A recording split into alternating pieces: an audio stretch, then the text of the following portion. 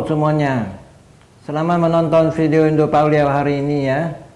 Tonton video ini sampai habis ya. Dan jangan lupa subscribe. Saya Sunardi Mulia. Saya Katamso. Hari ini mari kita membahas tentang bila Nasdem mainkan strategi politik teraniaya, Anies bakal gagal nyapres.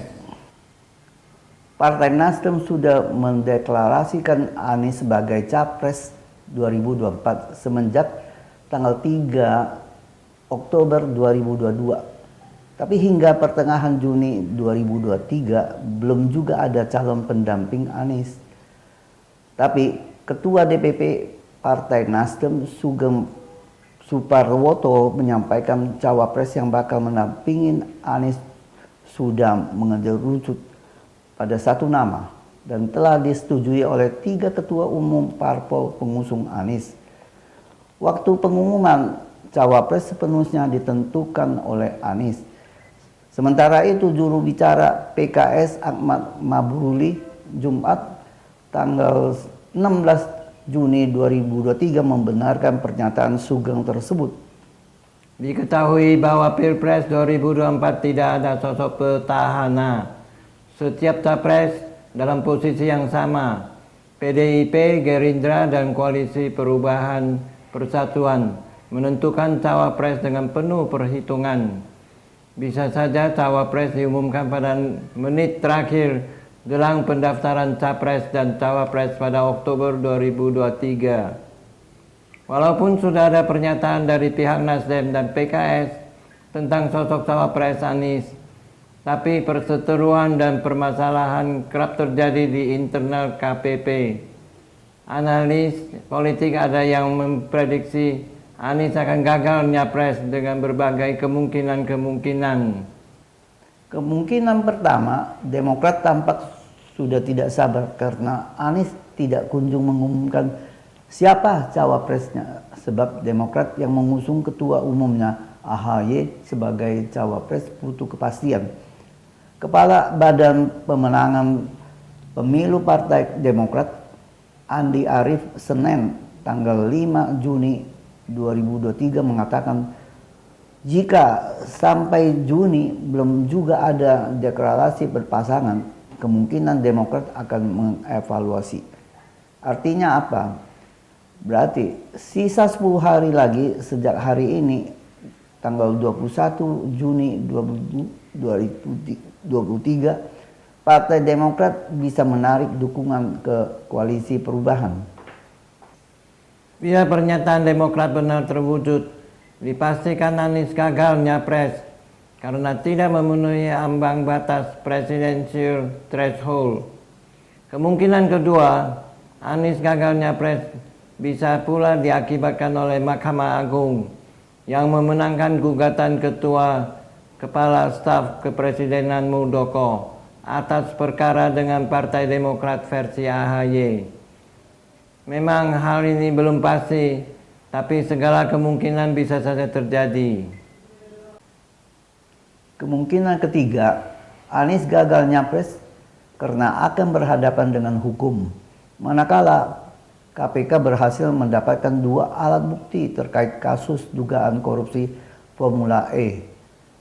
Kemungkinan keempat, Anies gagal nyapres terkait kasus hukum yang menjerat Sekjen Nasdem Johnny G. Plate yang menjadi tersangka korupsi proyek BTS 4G Kominfo pada tanggal 17 Mei 2023.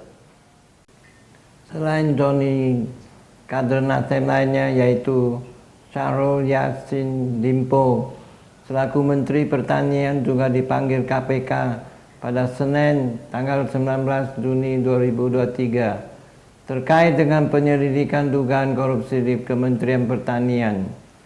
Nasdem bisa memakai kasus hukum Johnny dan Syahrul untuk mengurungkan niatnya mendukung Anies sebagai capres, atau bisa pula memakai alasan mendapat tekanan politik.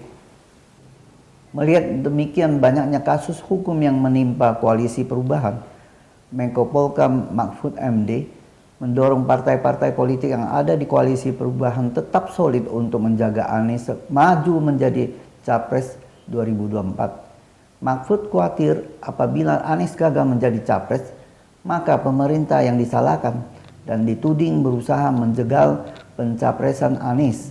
Padahal gagalnya Anies menjadi capres karena konflik intern yang terjadi di partai-partai pengusung. Tapi bila ditelaah lebih mendalam konteks potensi gagalnya Anies maju di Capres 2024 sangatlah menarik. Wacana itu membawa kita untuk melihat apakah Partai Nasdem selama ini benar-benar serius sebagai partai pertama yang mendukung Anies sebagai capres, atau hanya memanfaatkan Anies untuk mendapatkan efek ekor jas. Nasdem ingin mengulangi kesuksesan efek ekor jas seperti pemilu 2019 saat mendukung Jokowi untuk periode kedua, dan untuk Pilpres 2024 sosok Anies adalah capres yang berpotensi memberikan efek ekor jas yang besar. Emang selama ini ada kesan Anies hanya dimanfaatkan oleh Nasdem untuk mendapatkan efek ekor jas. Nasdem selalu bermain di dua kaki. Di satu sisi mendeklarasikan Anies sebagai capres 2024. Di sisi lain selalu mengeluarkan pernyataan akan mendukung penuh pemerintah Jokowi sampai akhir periode. Nasdem paham betul bahwa mereka membutuhkan kekuatan elektoral individu untuk mendukung capres yang memiliki tingkat kesukaan yang tinggi di masyarakat. Dan itu ada pada Anies Baswedan yang telah memiliki personal branding yang cukup bagus. Kini tujuan Surya Paloh sudah tercapai. Partai Nasdem sudah berhasil mendapatkan efek ekor jas dari Anies. Tapi karena didera oleh kasus hukum dari Johnny G. Plat, maka Nasdem akan memainkan strategi politik teraniaya. Yaitu Nasdem akan memainkan narasi bahwa mereka sudah berusaha keras mengusung Anies, namun dicegal oleh kekuatan besar dan oligarki, atau dianalogikan sebagai pihak istana yang tidak ingin Anies menjadi capres, dan Nasdem ingin cuci tangan atas gagalnya Anies menjadi capres. Terima kasih sudah menonton video Indo Paulio hari ini. Saya Katamso. Saya Sunardi Mulia. Silakan like dan subscribe, bagikan ke teman-teman Anda ya. Dan tinggalkan pesan di kolom komentar. Sampai jumpa lagi.